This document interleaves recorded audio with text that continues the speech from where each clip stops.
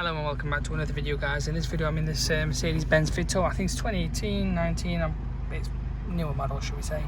And the engine management light does come on here and there, but when I say it does come on, it's actually come on and it stays on until you put it through a scanner. And obviously it says active and stored. It's to do with the DPF, so it's the beginning of the DPF soup content, like, you know, piling up, in other words. So what you need to do, we can do a DPF regen.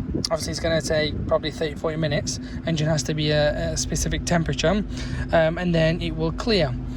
Or you can also reset the sensors and do a motorway journey, and then again this will tell us you know, what you need to do and stuff. So it's up to you. You can do a motorway journey or do a standstill regen. So in this case, I mean, I can try and erase it. Obviously the engine's running, so if I just turn it off, turn the ignition on, erase, it'll most likely knock the fault code away, but it's going to come back on after a few seconds.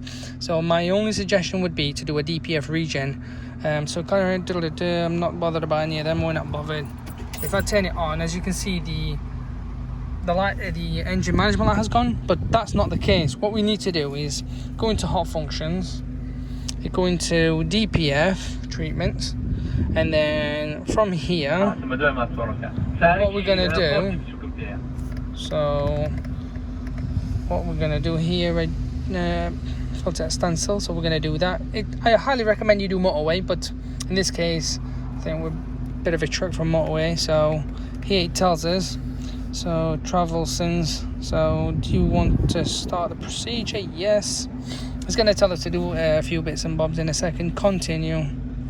It tells us the effect as well, you know, how the engine can get warm, etc. So we have to turn the ignition off, well, engine off, sorry, ignition on, and then once, and also the engine temperature, let me turn this on. So the exhaust temperature has to be 180 degrees, and then we can turn it off and take it from there. So it took less than 1 minute to warm up, so we'll turn the engine off, ignition on, and then we're ready. Hit the OK button. So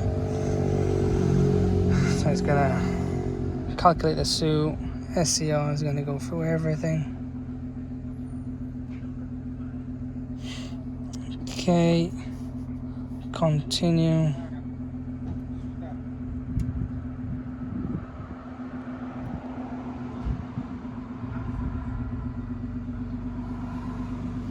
So we'll have to turn the ignition on,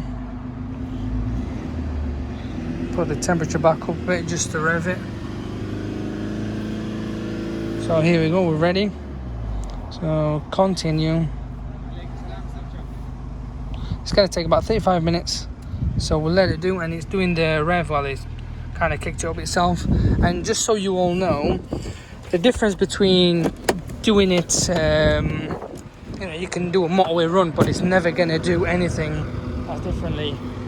So for instance, in this case, because the computer's doing it, it will chuck smoke out, and you'll see blue, or, you know, blue, black smoke, whatever it is, in a second. But here we have,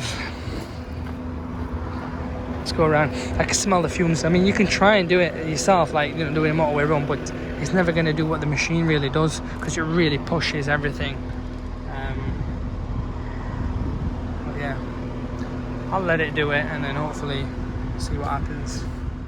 So guys, I can only apologize. The video cut out on me. I think I ran out of battery, but what happened was, after the regeneration, it took about a good 35-40 minutes. You know, that all finished, and then had to turn the engine off, turn the ignition on, it reset the soup content and the DPF pressure, and that was it, all done. No more warning light, and yeah, good to go.